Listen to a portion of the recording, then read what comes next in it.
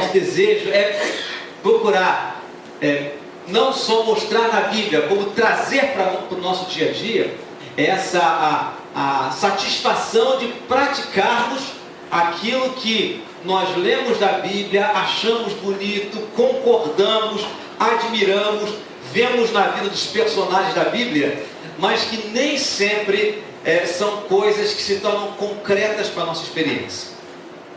Nós cremos, todo o coração, que aquilo que a Bíblia mostra na história e no passado são realidades perfeitamente plausíveis de serem experimentadas hoje em dia. Então, em função disso, procurando trazer a espiritualidade cristã para a vida prática, nós escolhemos 4 aspectos das práticas espirituais, das ações, dos exercícios espirituais que são tradicionais na história do cristianismo, e procuramos fazer as aplicações concretas. Nós começamos, a primeira mensagem foi a prática mais comum no meio dos cristãos, que é a oração, a mais comum e a mais popular. Depois falamos sobre a simplicidade, sobre a vida simples. No domingo passado falamos sobre a prática da confissão, e aí incluímos um temperinho na história, porque quando nós pensamos em confissão, a gente pensa muito eu confessar os meus pecados para Deus, mas nós colocamos aí um tempero a mais, no exercício de compartilharmos as nossas lutas, os nossos tropeços com os amigos cristãos, com as pessoas com quem nós confiamos, com pessoas com quem nós confiamos e com quem podemos abrir o nosso coração e podemos ouvir alguma palavra de orientação, de conselho, porque ninguém anda sozinho. Então, procurar desenvolver essa prática que é ensinada pela Bíblia também, e que às vezes a gente foge dela porque a gente acha que isso é uma prática da Igreja Católica. Não, é uma prática cristã, de compartilhar as nossas lutas e confessar as nossas faltas uns aos outros, para que a gente possa receber um cuidado especial, a bênção de Deus, que, se por um lado vem diretamente para a gente, também vem mediada, você vem através das pessoas. Deus usa as pessoas para fazer bem a nossa vida. Deus usa as pessoas para transmitir a sua graça para nós. Então, quanto mais nós interagimos com as pessoas, mais nós experimentamos essa graça espiritual na prática. Porque às vezes a gente espera que as coisas espirituais desçam assim como se fosse um relâmpago, uma experiência emocional, uma sensação dentro do nosso coração, um sentimento forte dentro de nós, e nós esquecemos que a graça de Deus, ela também é incorporada na vida das pessoas.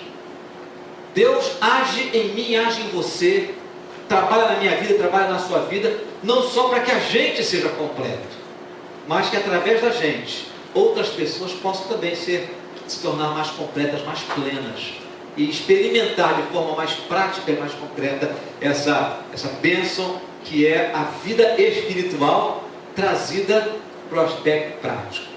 Bem, dito essas palavras de introdução, a gente vai fazer o que a gente sempre faz antes da nossa partilha, do nosso compartilhar da Bíblia, que é, mais uma vez, curvar a cabeça, fechar os olhos e pedir ao Espírito Santo que nos ilumine a todos, que nos ajude a entender aquilo que Ele tem para a nossa vida, e de forma muito particular, abrindo nosso coração e desejando mesmo ouvir a voz de Deus. Vai falar aqui uma pessoa como você, com erros, talvez diferentes dos seus, mas com erros também. Pode ser até que os nossos erros sejam semelhantes. Mas o mais importante é a gente desenvolver essa sensibilidade para entender que através da Bíblia Deus fala para nós, que a gente possa perceber a direção de Deus para a nossa vida. Eu quero te convidar a, mais uma vez, ter um momento de oração, seu momento muito particular com Deus, aqui no meio, ao lado dos seus irmãos e irmãs. Vamos orar em silêncio? Nós pedimos, Senhor, que pelo Teu Espírito nosso coração seja orientado na Tua Palavra.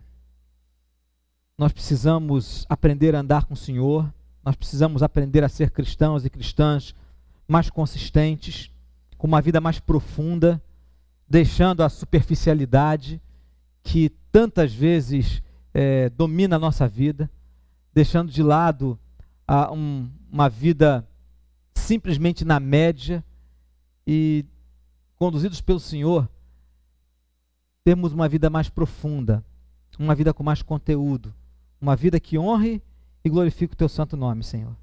Nós buscamos o Senhor juntos aqui, nessa noite, nesse culto que nós prestamos ao Senhor, agradecidos pelo privilégio da gente estar reunidos aqui. Muito obrigado por isso, Senhor, mas também nós desejamos entender a Tua direção, a Tua voz. Pai, nenhuma voz humana é capaz de atingir lá o centro da nossa alma.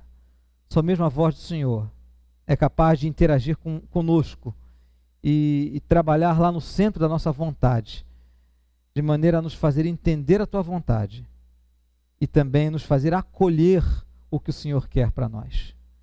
Por isso, Senhor, nós estamos nos colocando diante do Senhor, pedindo em nome de Jesus a luz do Teu Espírito Santo para todos nós que estamos aqui reunidos nessa noite. Pedimos que o Senhor seja a grande voz a falar aos ouvidos do nosso coração, que a voz humana que será ouvida aqui seja suplantada pelo toque do Senhor dentro do nosso coração, dentro da nossa vida, nos fazendo entender a Tua palavra, compreender a Tua vontade e, acima de tudo, movendo o nosso querer na Tua direção, Pai, para que nossos passos possam ser dados no Teu caminho e não no caminho que nós estamos construindo para nós, mas que nós possamos submeter o nosso caminho, a nossa vontade, ao Teu caminho e à Tua vontade, para que o Senhor seja o grande destaque na nossa vida e para que a nossa vida resgate aquilo para o qual nós fomos criados, que é viver para o Senhor, e assim, vivendo para o Senhor, produzir nesse mundo aquilo que o Senhor deseja que cada um de nós produza. Nós pedimos isso, Senhor, acima de tudo, para que o nome de Jesus Cristo, o nosso Senhor, seja proclamado e o Senhor, nosso Deus, Pai, Filho e Espírito Santo, seja honrado e glorificado no nosso meio através da Tua palavra. Tudo isso para a glória do Senhor, te pedimos e desde já nós te agradecemos. Em nome de Jesus, nosso Senhor e Salvador. Amém. Amém. Bem,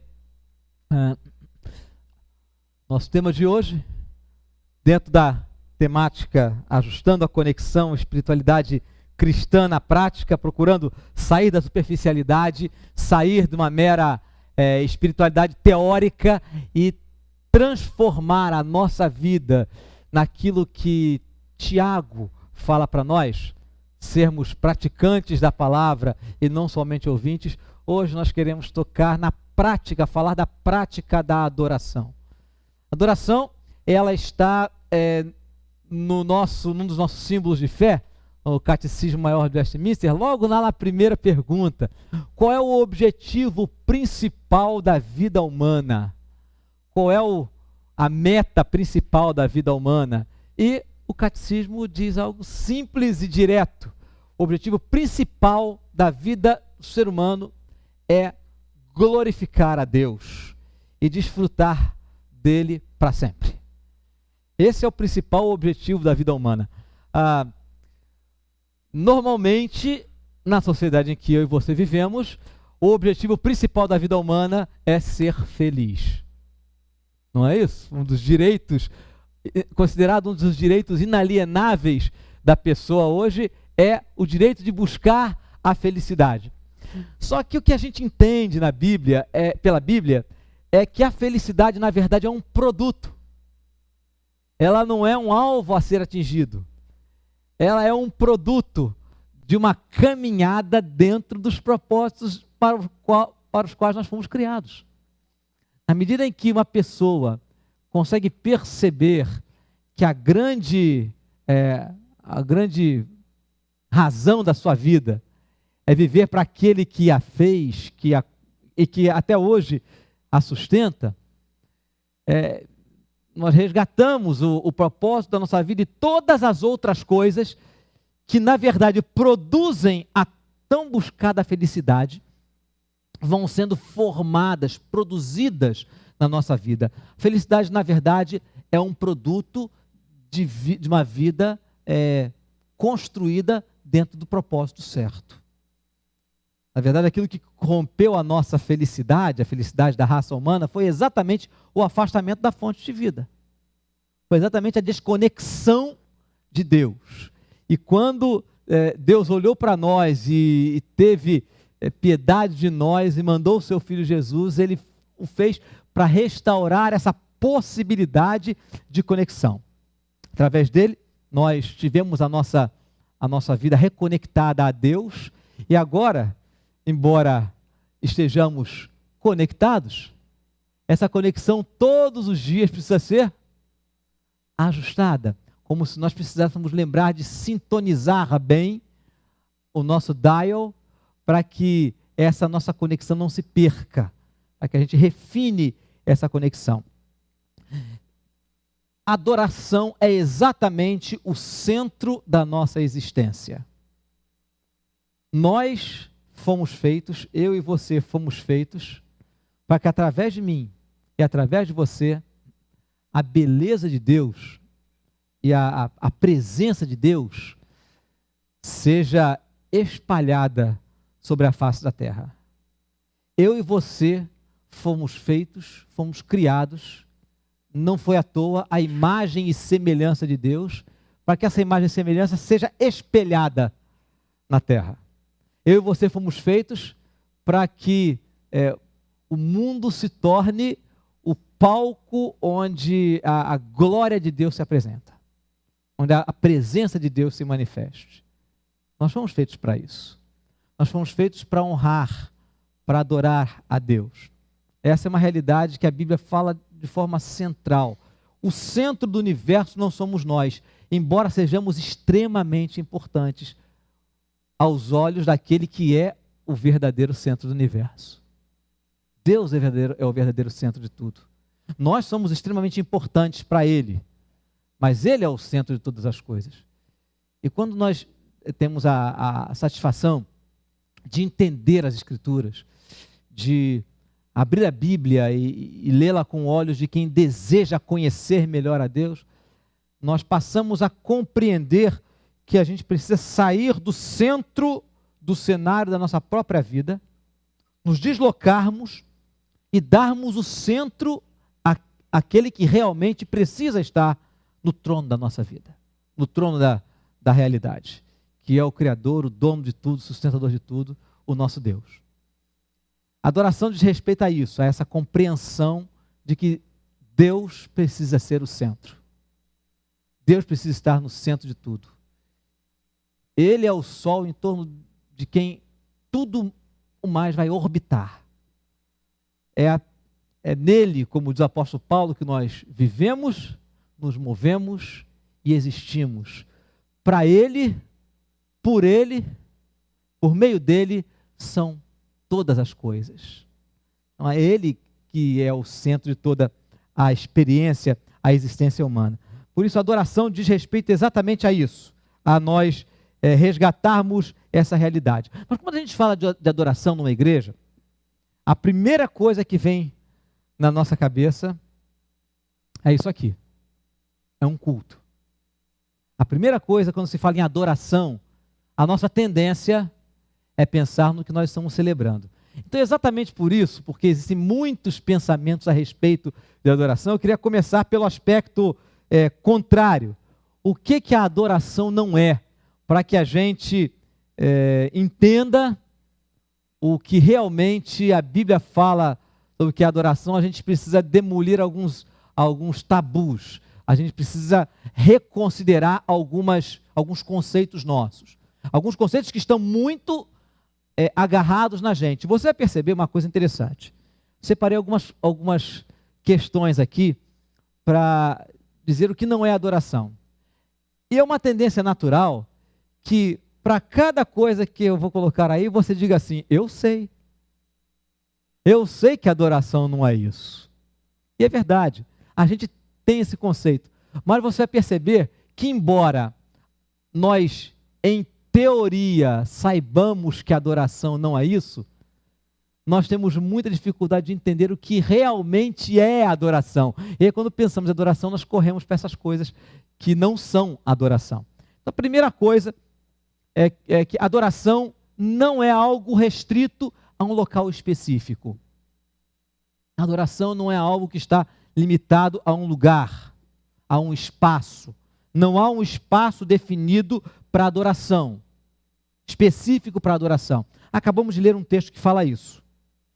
O texto da nossa leitura alternada, que é o encontro de Jesus com a mulher samaritana, João capítulo 4, versículo 21. O Senhor Jesus diz que vem uma hora, e já chegou, em que os adoradores não adorarão ao Pai nem aqui, nem nesse monte, nem em Jerusalém. Não é uma questão de localização geográfica, não há um local específico. Adoração não diz respeito a templos.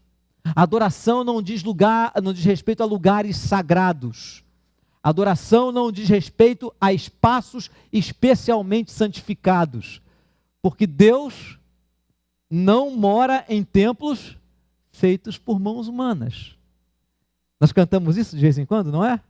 Cantamos: Deus não habita em tendas, nem em templos feitos por mãos.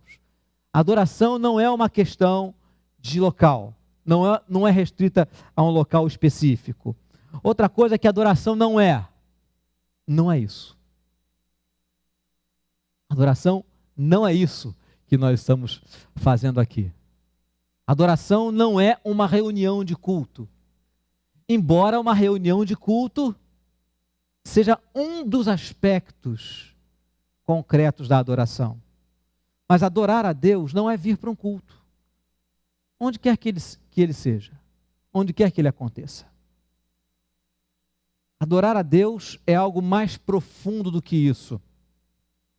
Adorar a Deus também não é um conjunto de expressões musicais ou expressões corporais. Não é a música. Adoração não é a música. Louvor não é a música. Embora nós chamemos quase que por cacuete, não é? Vamos cantar alguns louvores. Está na nossa liturgia aqui, não é? Está na nossa ordem de culto. Vamos cantar alguns louvores. É uma terminologia, mas adoração não é um conjunto, um estilo musical, um conjunto de canções, de expressões artísticas. Adoração não é isso, embora isso possa fazer parte da nossa expressão de adoração. Outra coisa que a adoração não é. Adoração não é um estilo de liturgia. A gente circula nas igrejas, você certamente já foi em outras igrejas diferentes daqui, e percebe que o culto varia, é diferente de um lugar para o outro. Adoração também não é o estilo de liturgia. Todas essas coisas que estão aí, irmãos e irmãs, fazem parte, mas elas só arranham a superfície. Se nós trocarmos, se nós nos fixarmos nessas questões como centrais para a adoração, nós vamos cometer um erro que Jesus falou que os fariseus cometiam. Jesus dizia, fazendo um trocadilho muito interessante, Jesus dizia que os fariseus coavam o mosquito e engoliam o camelo. Coavam o mosquito e engoliam o camelo. Isso é um trocadilho em aramaico, né? Curiosidade bíblica aqui para você. Mosquito é gamla e camelo é gamal. Então é um trocadilho que Jesus fazia. Vocês coam o mosquito, ou seja, retém aquilo que é pequeno, de pouca importância, e deixam passar aquilo que é maior, que tem mais significado. Por isso nós não podemos reduzir o conceito de adoração a expressões de adoração. Eu queria buscar com vocês algumas orientações bíblicas sobre isso. Uma sugestão de definição sobre o que é adoração. Adoração, nós vamos considerar como sendo a percepção da presença gloriosa de Deus. A percepção da presença gloriosa de Deus que provoca na nossa vida uma mudança de valores e que vai nos redirecionar para Ele. Adoração é a percepção da presença fantástica de Deus na nossa vida, na nossa experiência. E essa percepção, ela vai mexer de uma forma tão intensa com a gente, que ela vai mexer nos nossos valores, vai nos fazer rever os nossos valores e vai redirecionar a nossa vida para Deus. Adoração que não produz isso em nós, ela pode ser um conjunto de expressões, até bonitas, mas se não produz algo na nossa vida, ela é apenas uma experiência superficial. Nosso desejo, nossa busca é exatamente deixarmos de lado, abandonarmos essa vida de superficialidade, irmãos e irmãs, que confunde as coisas, que acha que a maquiagem é mais importante do que a essência. A nossa busca é pela essência. O que nós estamos fazendo aqui é tentar entender o que realmente é adorar a Deus, o que é uma experiência verdadeira de adoração do Senhor. Muita coisa já foi escrita, há tantas coisas que podem ser faladas sobre adoração. E dentre tantas passagens, curiosamente, além da passagem que nós lemos do encontro de Jesus com a mulher samaritana, uma outra passagem também extremamente conhecida para mim e para você, ela fala para a gente de uma forma muito profunda a respeito do que é uma verdadeira adoração. E antes mesmo de dizer a passagem, eu quero te pedir uma coisa. Nós vamos ler essa passagem. Mas exatamente por ser uma passagem muito conhecida, a gente lê sempre e acontece conosco como acontece com certas campanhas de propaganda na rua. Quando uma campanha bem bolada de uma empresa sai nos outdoors, ela chama logo a nossa atenção, né? Você passa de carro, passa de ônibus e vê os cartazes coloridos, bonitos, e aí chama a sua atenção. Mas aquela campanha fica algum tempo, e depois de você passar várias vezes ali, você já não vê mais aquilo. Isso acontece muito com a gente nas passagens da Bíblia. Nós estamos tão acostumados com certas passagens que elas parecem que desbotam para a gente. Elas perdem a cor, perdem a vibração. Então eu quero te convidar a fazer uma viagem no tempo. Eu sempre gosto de fazer isso para que a gente possa reviver as passagens bíblicas que são muito conhecidas para mim e para você. Então nós vamos voltar para praticamente 700 anos antes de Cristo. Nós vamos abrir nas páginas do profeta Isaías. Vamos lá em Isaías. Uma passagem, talvez a mais conhecida da história de Isaías. E é o capítulo 6 de Isaías. Que é a experiência que ele, nosso irmão Isaías, teve a respeito de adoração. Foi uma experiência espiritual profunda. E eu queria que a gente procurasse, vamos dizer assim, reviver ou estar com Isaías nessa experiência. Então é um exercício de criatividade, sim, em um texto muito conhecido para a gente. Então vamos fazer a leitura do capítulo 6, do versículo 1 até o versículo 8. Então eu vou pedir aos homens que leiam comigo e às irmãs que leiam em seguida. Então os homens leiam os versículos ímpares e as mulheres leiam os versículos pares. Vou pedir às irmãs que procurem ler o mais uníssono possível, sem correria, mas com bastante expressão naquilo que estão lendo. Então, revivam esse momento, vamos reviver esse momento. Isaías capítulo 6, versículos de 1 a 8. Os homens comigo. No ano da morte do rei Uzias, eu vi o Senhor assentado sobre um alto e sublime trono, e as abas de suas vestes enchiam o templo.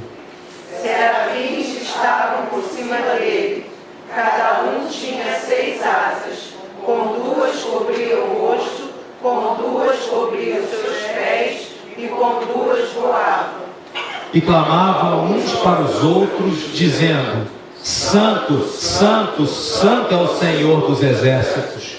Toda a terra está cheia da sua glória. As bases do limiar se moveram à voz do que clamava e a casa se encheu de fumaça. Então disse eu: ai de mim, estou perdido, porque sou homem de lábios impuros.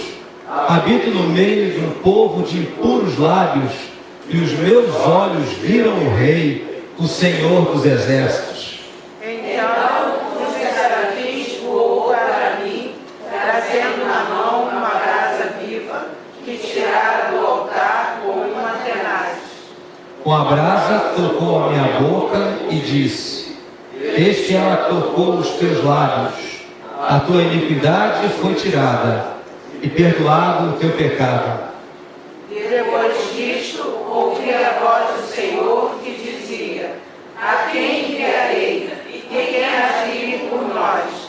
Disse eu: eis-me aqui, envia-me a mim. Até esse versículo, passagem que serve para a gente de reflexão para essa hora. A primeira coisa que eu queria dizer para vocês é que a gente precisa aprender a se colocar no cenário.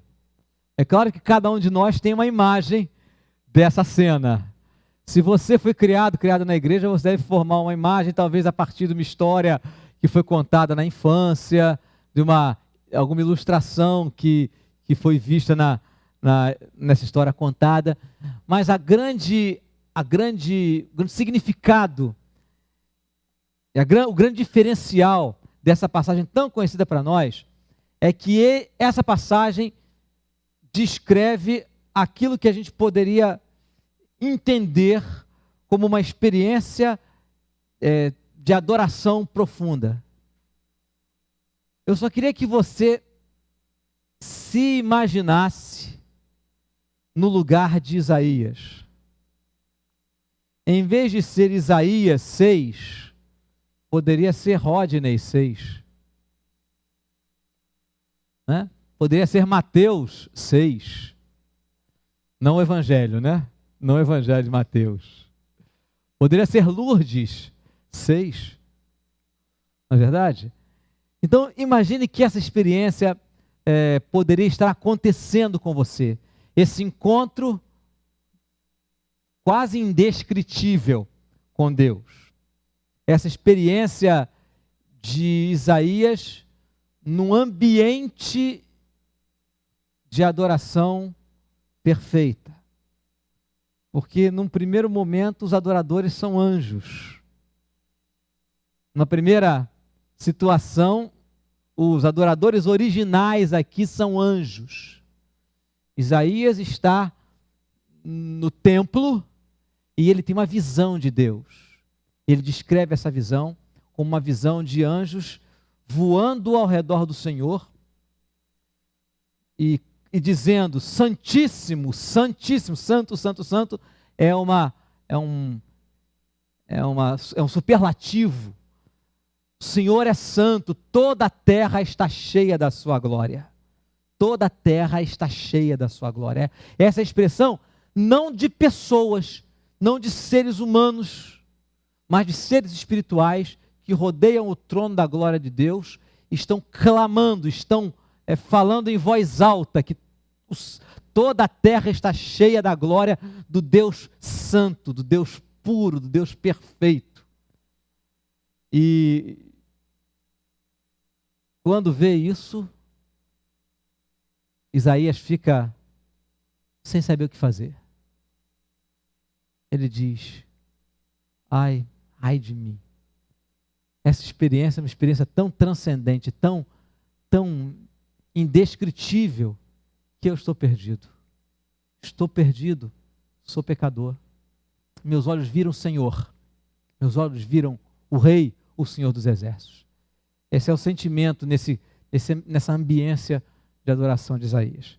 Mas essa experiência de Isaías fala para a gente de alguns aspectos bem práticos da adoração.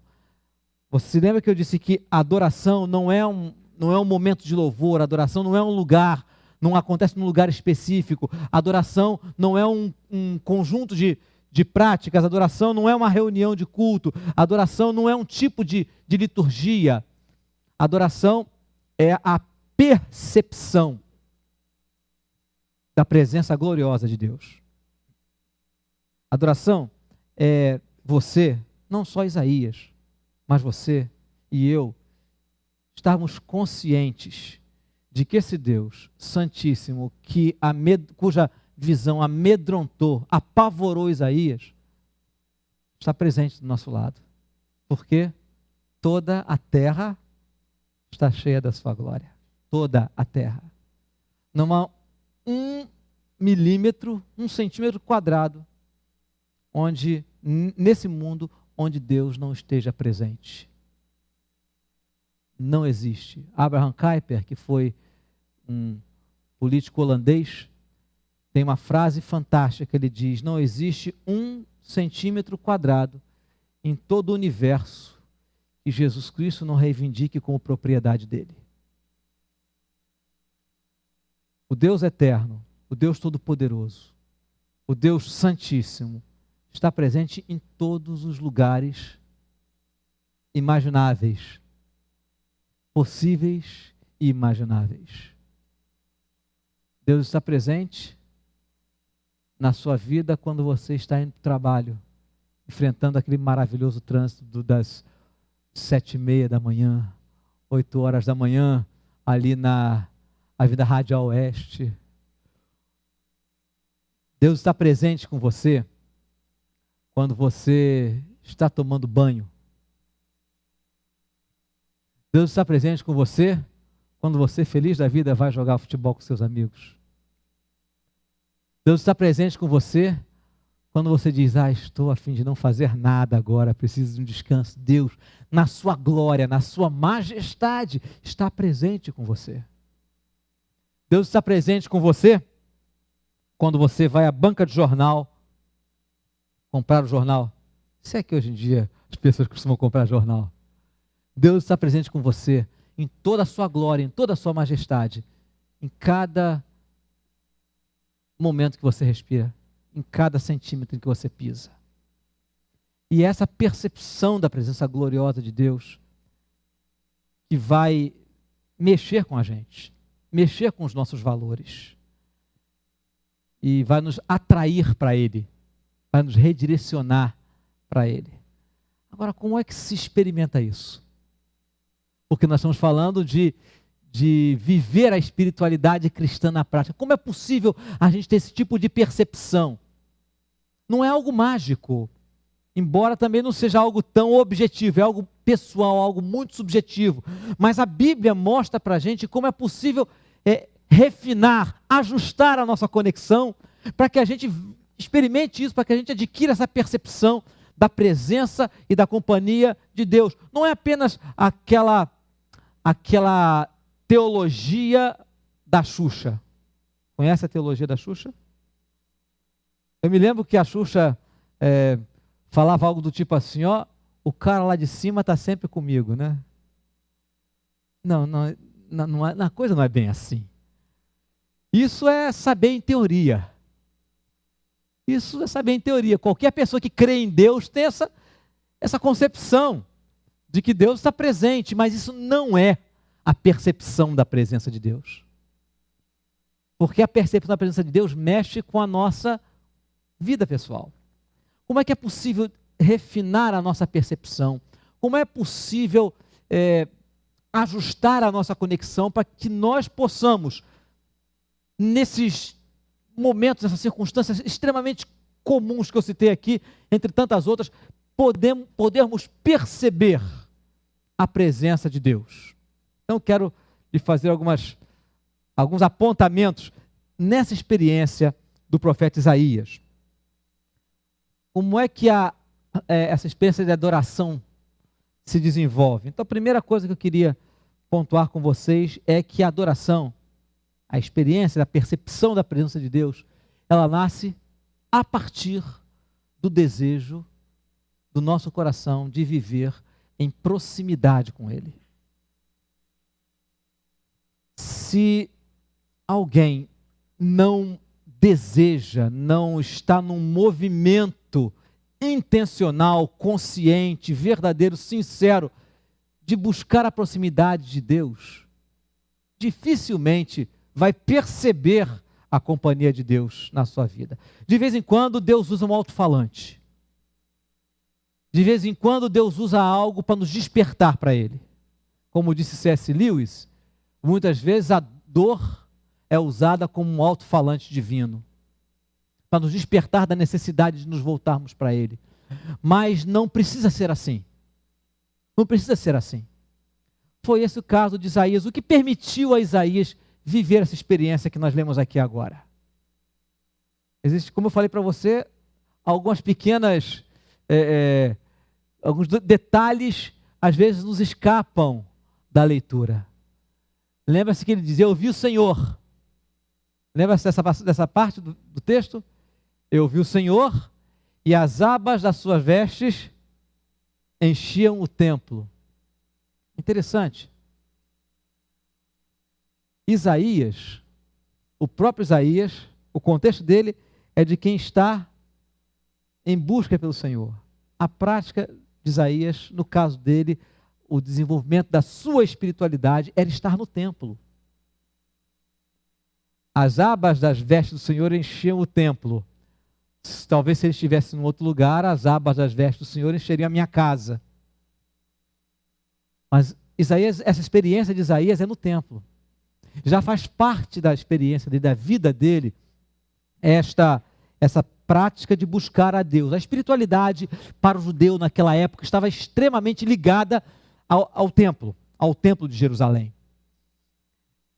Nós aprendemos, pelo texto que lemos antes do encontro de Jesus com a samaritana, que isso não está restrito mais a templo algum.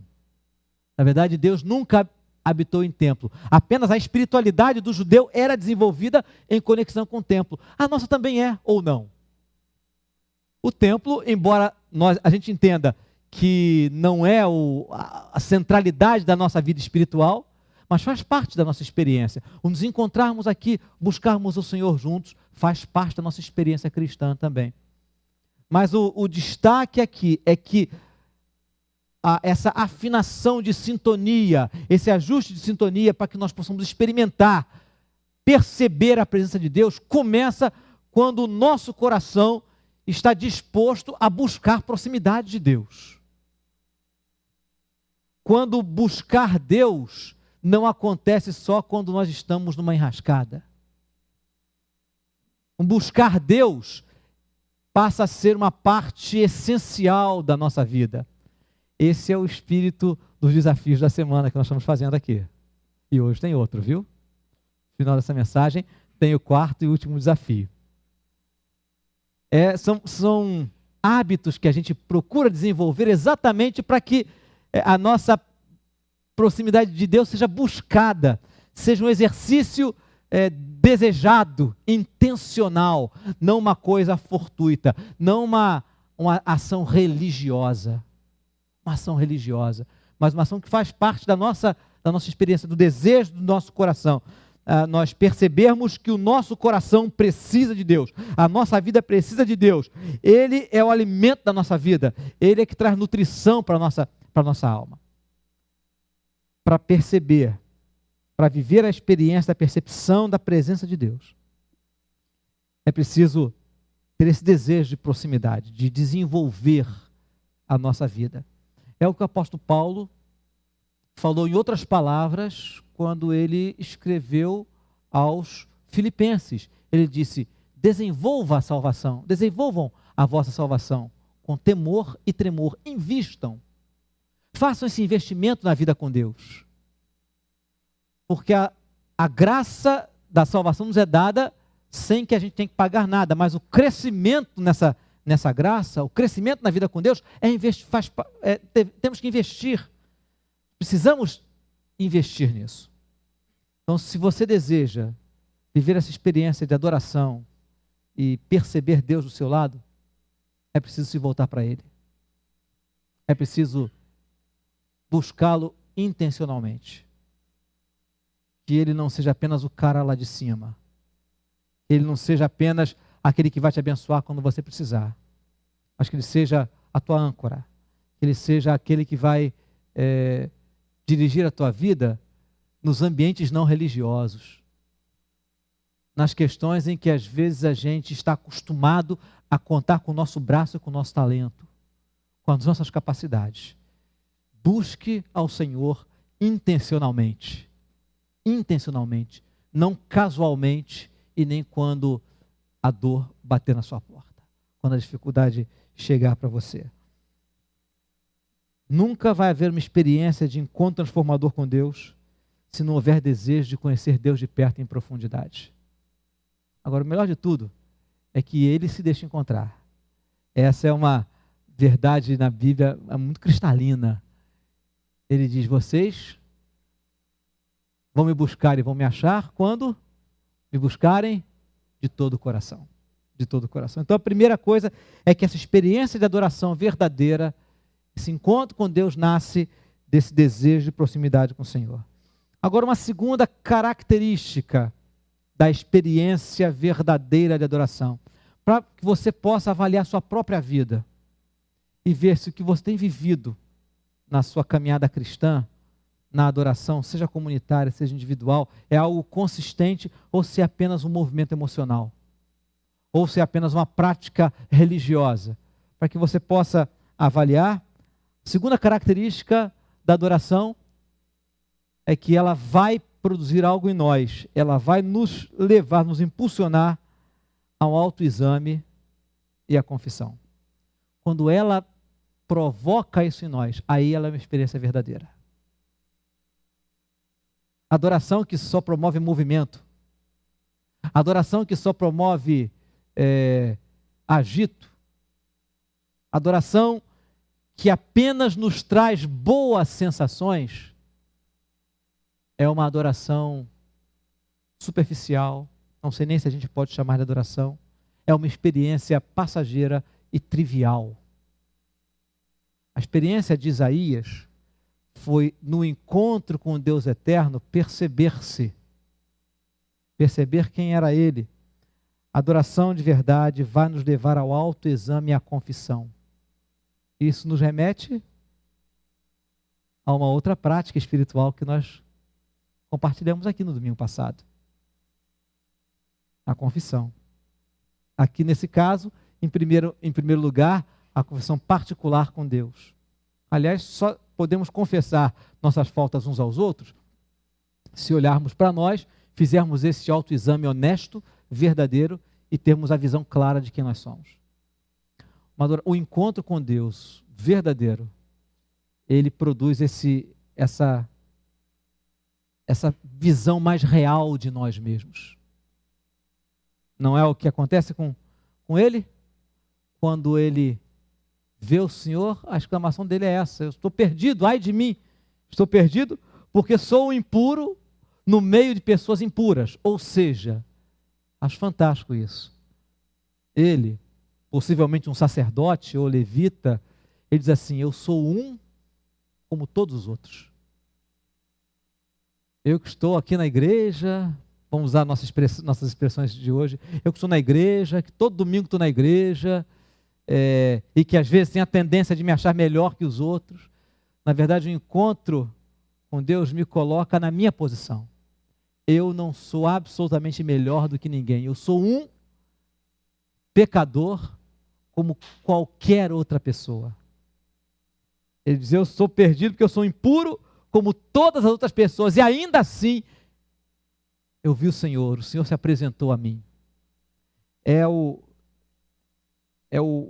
pequeno diante daquele que é indescritível.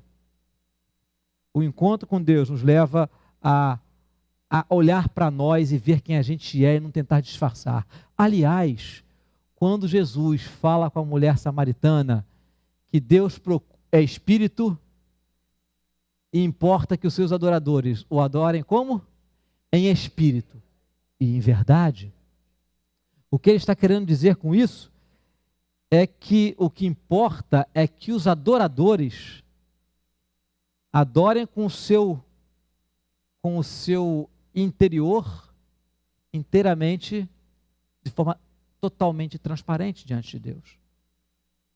Sem máscaras, sem fingimento, com o seu espírito absolutamente sincero diante de Deus. Essa é uma das características marcantes de um encontro de adoração verdadeira. É que esse encontro com o Altíssimo nos faz entender melhor a nossa pequenez. A nossa pequenez. E é essa percepção da nossa pequenez que traz uma consequência belíssima desse encontro. Queridos, o compreendermos o nosso pecado, o olharmos para nós e ver a nossa indignidade diante do Altíssimo, pode nos assustar. Pode nos assustar. Mas o Altíssimo, que nos conhece muito bem, sabe exatamente como nós somos, não nos deixa desesperar. A providência, nessa visão de Isaías, é tomada por um dos anjos, não é? Um dos anjos vai ao altar, uma tenaz pega uma brasa, é claro que isso é um movimento simbólico, e com a brasa toca os lábios do profeta. E qual é a expressão do anjo? Você se lembra? Veja lá nos versículos 6 e 7. Especialmente, versículo 7. A brasa tocou os teus lábios, a tua iniquidade foi tirada e perdoado o teu pecado. Isso é uma dinâmica de encontro com Deus. É a dinâmica que nos faz ver quem nós somos, a nossa pequenez, a nossa imperfeição, os nossos tropeços, mas que não nos deixa prostrados. O desespero, digamos assim, pode ser momentâneo, mas Deus vem ao nosso socorro. Deus apresenta o perdão para nós. Isso é uma verdade que é transmitida no Evangelho. A mensagem do Evangelho diz exatamente isto. É que Deus olhou para nós e viu que estávamos irremediavelmente perdidos. Irremediavelmente perdidos. Mortos. Para Ele, totalmente mortos, porque estávamos totalmente desconectados. Por causa disso, providenciou perdão para nós. Providenciou solução para nós, mandando Jesus Cristo, mandando seu Filho. Essa é a mensagem central do Evangelho, que é aqui pré-anunciada de uma forma assim, simbólica nessa experiência de Isaías. Diante do santo, diante do perfeito, diante do eterno, diante do Altíssimo, diante daquele que, diante de quem nada imperfeito pode perdurar, Isaías diz: eu estou perdido, vou morrer. Eu sou pecador, sou impuro, meus olhos viram o Senhor dos Exércitos. E é como se Deus dissesse para ele: calma. É verdade que você é impuro, mas eu vou ao teu encontro. Eu vou ao teu encontro e te perdoo. Encontro com Deus, experiência de adoração inclui isso. Inclui essa dinâmica de nos fazer olhar para nós. Pergunta que eu queria fazer para você. Você como um cristão, como uma cristã, que entende que busca a Deus, que adora a Deus. Para onde a tua experiência de adoração tem te levado na vida com Deus? Ou não tem te levado para lugar nenhum, é uma experiência pontual. É algo momentâneo. É uma experiência em que você se sente bem, apenas. Ao se encontrar com Deus, ao buscar a Deus, a adorar, a se colocar diante do Senhor, você tem adquirido uma consciência maior de como você é pequeno, como você é pequena diante de Deus, como você, e eu também, naturalmente, precisa desesperadamente de que Deus vá ao seu encontro, Ele perdoe. Você tem visto os seus pecados no espelho, diante da glória do Deus eterno? Ou a experiência de adoração é apenas uma coisa gostosa, uma coisa legal? A experiência de adoração, ela nos nos coloca no nosso lugar, nos faz nos ver a nós mesmos e traz como grande consequência o perdão dos nossos pecados. A experiência de perdão e de gratidão a Deus. Agora, há ainda uma terceira parte, um terceiro elemento que marca de forma muito forte uma verdadeira experiência de adoração, que são os resultados dela. Os resultados de um encontro verdadeiro, transformador, a percepção da presença de Deus, das consequências que ela produz. Ela traz efeitos concretos na nossa maneira de viver, no nosso comportamento. Porque, como falei para vocês, adoração não é uma experiência pontual, que se esgota naquele momento, mas é uma percepção da presença gloriosa de Deus, que vai nos fazer rever os nossos valores e vai nos atrair para Ele, vai nos conduzir a Ele, para que a gente ande com Ele. Então, essa é uma das grandes marcas de uma experiência verdadeira de adoração. Ela vai produzir efeitos no nosso comportamento concreto. No caso de Isaías, como isso se manifestou no comportamento de Isaías? Você consegue ver isso nessa passagem que nós lemos, em Isaías 6? Depois de ter visto isso, houve um chamado de Deus. Um chamado de Deus. Ele diz, Deus fala assim, a quem enviarei? A quem eu vou enviar? Quem vai seguir em frente em meu nome? E aí a atitude de Isaías foi, Senhor, me encontrei com o Senhor. Se alguém se encontrou com o Senhor, esse alguém fui eu. É como se ele dissesse assim. É como se ele estivesse sozinho, como se a experiência fosse tão singular que ele não esperasse que ninguém mais desse essa resposta. Ele, atraído por Deus, constrangido pela presença de Deus e perdoado pelo Senhor, disse assim, primeiro da fila, sou eu, é comigo que o Senhor está falando. Eis-me aqui, envia-me a mim.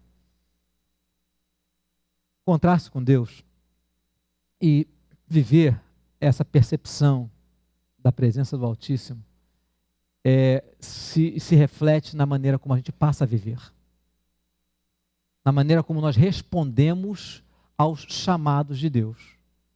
No caso de Isaías, era um chamado para uma missão bem árdua. Bem árdua. Se você observar os versículos seguintes, nós lemos só até o versículo 8. Mas no versículo 9 em diante, Deus diz assim para Isaías, vai e diz a este povo, ouvi, ouvi, não entendais, vede, vede, mas não percebais. Torna insensível o coração deste povo, endurece-lhe os ouvidos, fecha-lhe os olhos para que não venha ele a ver com os olhos, a ouvir com os ouvidos e a entender com o coração e se converta e seja salvo. Então, peraí, Senhor. Por favor, eu vou te obedecer. Eu disse que estou aqui e o Senhor vai me mandar para uma missão dessa? Uma missão em glória, ou seja, Deus está dizendo assim, você vai para a missão, entre aspas, fracassada. Mas o interessante, e Isaías até questiona Deus, ele pergunta, Senhor, até quando que isso vai acontecer? Até quando que vai ser assim, que a resposta do povo vai ser negativa? E aí Deus diz, até que eu termine de fazer o que eu tenho que fazer, até que o meu propósito seja cumprido, mas enquanto você vai e continua falando para o povo, eles não vão te ouvir, Isaías, eles não vão te ouvir, mas fala, e Isaías vai. O encontro com Deus, queridos, a adoração verdadeira, esse encontro que nos transforma, ele produz efeitos incondicionais na nossa vida. Encontrar a Deus é encontrar a coisa mais preciosa que existe. É encontrar aquele que comanda todas as coisas. E é perceber que Ele tem o direito de dirigir a nossa vida. O resultado do encontro de adoração com o Senhor é uma vida que o segue. É uma vida que o obedece.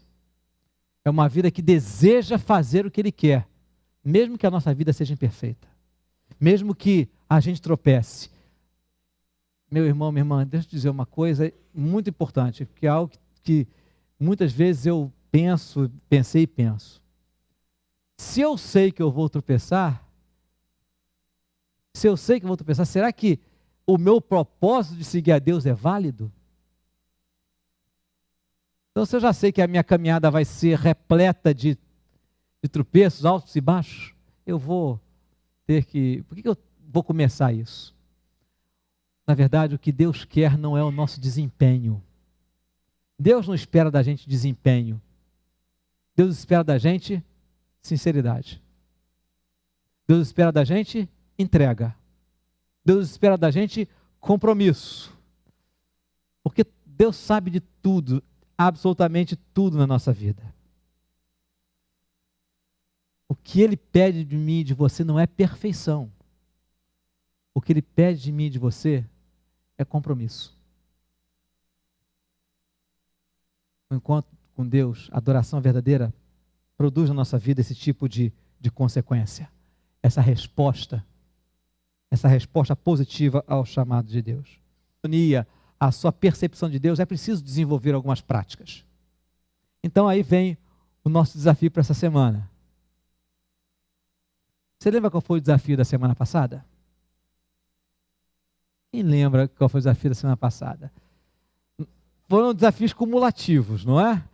Então nós tínhamos o desafio de tirarmos 15 minutos por dia, né, de devoção. 5 minutos de oração, 5 minutos de silêncio e 5 minutos para fazer o diário de confissão. O diário de confissão. Para você. Não é para trazer pastor ver não, tá? É para você mesmo. Para você. Para que a gente possa ter essa experiência. O desafio dessa semana, para sua surpresa, não vai mudar muito. Talvez a gente mude apenas qualitativamente. Então, o desafio da semana, primeira coisa, mantenha o seu tempo com o Senhor. Mantenha o seu tempo. Esse é o ponto 1. Vai ser novamente um desafio em duas etapas. Mantenha o seu tempo com o Senhor. Priorize o seu tempo com o Senhor. Coloque na sua agenda, inclua na sua agenda com o Senhor, na sua agenda diária, esse tempo, esses 15 minutos com o Senhor. 15 minutos é um ponto de partida. Aliás, o ponto de partida foram 10. Já ampliamos para 15. Não vou ampliar para 20, para 30 não, tá? Mas coloque na sua agenda, especificamente. Se você organizar a sua agenda, você encontra tempo para isso. Você encontra tempo para isso. Você não dê para Deus, ou melhor, não é para Deus, né? Não é para Deus. Não dê para você o tempo com Deus que sobrar. Nós precisamos desse tempo na nossa vida. Coloque na sua agenda, mantenha esse tempo. Quantos estão aqui? Olha só, vou perguntar ao contrário, hein? Tem tido dificuldade em separar, em encontrar um tempo regular, esses 15 minutos. Quantos tem encontrado dificuldade, tem lutado com isso? Quantos junto comigo tem encontrado dificuldade com isso? Quantos juntos comigo, né? A gente tem que se disciplinar mesmo. Não é fácil, a gente tem que colocar, a gente tem que fazer a planilha e colocar o horário. Estou nessa luta, irmão, junto com você que tem dificuldade. Os demais são perfeitos, a turma aí consegue com uma facilidade imensa, né? Mas nós estamos juntos nessa batalha, mas continue. A gente está junto perseverando nisso. Priorize o seu tempo com Deus. É dessa proximidade, dessa valorização da devocional que cresce essa nossa intimidade com o Senhor e que brota essa experiência de adoração. Mas então, a diferença qualitativa para essa semana. Ainda os 15 minutos diários a sós com Deus. Ainda os 15 minutos, sem muita variação. 15 minutos diários a sós com Deus, que são 5 de oração, 5 de silêncio e reflexão e 5 no seu diário de confissão. Mas aí, separe alguns minutos, alguns instantes para conversar com Deus, expressando a sua admiração por Ele. O que na sua experiência com Ele você vê nele de significativo que te faz buscá-lo? Por que você tem dedicado esses 15 minutos à busca do Senhor? Por que isso é importante para você? O que há nele que tem feito você separar esses 15 minutos para estar a sós com Ele? O que há no Senhor? O que motiva você em Deus a separar esses 15 minutos? Separe alguns instantes na sua oração para falar isso para Ele, para expor para Ele o que você vê de tão significativo nele para você. Expresse isso para Ele na sua oração. É algo muito, muito importante, é algo muito significativo para nós. Podermos parar esse tempo e buscar o Senhor. E agora, olhando para Ele, é claro que metaforicamente falando, você dizer o que há de belo, de grandioso, de importante nele para você. Isso vai produzir em nós esta percepção, aquilo que a Bíblia diz que está na nossa experiência, que move o nosso coração na direção dele. Cada um aqui tem experiências na sua vida que nos conectam a uma característica ou mais do caráter de Deus. Quando nós nos sentimos acolhidos, perdoados por Deus, talvez quando outras pessoas nos culpam, nós encontramos em Deus esse caráter perdoador e de bondade dele. São coisas na sua experiência que lhe atraem para Deus. Diga isso para Ele. Há uma canção que eu acho que para mim fala muito ao coração. É uma canção que nós não costumamos cantar aqui. É uma canção antiga, de um CD muito antigo da comunidade evangélica da Zona Sul, que, na minha maneira de ver, expressa com bastante clareza, de uma forma bem intensa, essa beleza do Senhor, essa grandeza de Deus. E eu queria que a gente encerrasse esse nosso ato de culto ouvindo essa canção. Na verdade é uma canção, ela vai ser cantada 2 vezes. Trouxe a letra, já dá para a gente colocar a letra aí? Então coloca a letra para nós, por favor, Jonathan. Chama-se O Mais Alto Lugar de Adoração. Ela tem uma letra muito bonita, é uma canção muito serena e que descreve exatamente essa beleza de Deus, a grandeza de Deus, que nada é mais belo, nada é maior do que o Senhor. Então eu gostaria que a gente ouvisse essa canção na primeira vez, talvez se você conhece, você já pode cantar desde o início. Eu queria pedir, nós vamos fazer uma coisa diferente, como ele disse, nós temos um hino aqui para o nosso momento de ofertório, mas nós não vamos cantar esse hino. Nós vamos fazer assim, eu já queria pedir para os diáconos para a gente trazer aqui para frente o gasofilácio. Essa canção vai durar mais ou menos, como ela é longa, é cantada 2 vezes, vai durar 6 minutos mais ou menos. Então nós vamos ouvir essa canção a primeira vez. Quando ela for repetida, se você quiser durante a canção vir cantando e trazer a sua oferta voluntária, se você trouxe seu dízimo, você pode fazer isso. Então nós vamos ouvir a primeira parte da canção. Quando ela entrar na segunda parte, nós vamos ficar em pé, mesmo que você não traga a sua oferta, vamos ficar em pé e vamos cantar junto com o CD. Não, só na segunda vez, presbítero. Pode sentar, presbítero. Só na segunda vez. Nós vamos ouvir a primeira vez e depois, quando ele cantar a segunda vez, nós vamos todos ficar de pé. E se você trouxe a sua oferta, o seu dízimo, você vem cantando e trazendo a sua dedicação ao Senhor. Pode colocar para nós?